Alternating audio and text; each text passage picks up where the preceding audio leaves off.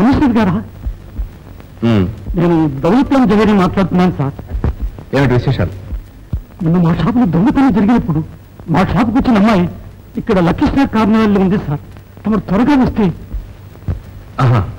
Very good, నేను ఇప్పుడే వస్తున్నాను.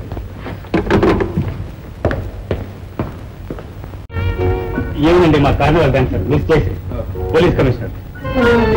నమస్తే. మీ వద్ద కొంచెం ఇన్ఫర్మేషన్ తెలుసుకోవాలని వచ్చాను. ఇప్పుడే వస్తాను, మీరు మాట్లాడుతూ ఉండండి. దయచేసి కూర్చోండి. Thank you.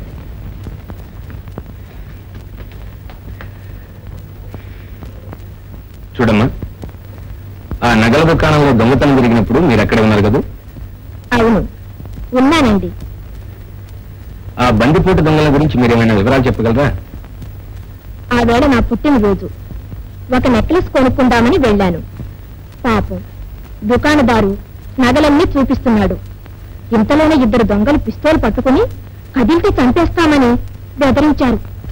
ఆ విషయం కాదమ్మా, ఆ దొంగల పోలికలు గుర్తులు ఏమైనా చెప్పగలరా అని. లేదండి. ఏమంటే వాళ్ళని చూడగానే పై ప్రాణాలు పైకి పోయాయి. ఎలాగో అవకాశం చూసుకుని బయటపడి కారెక్కాను.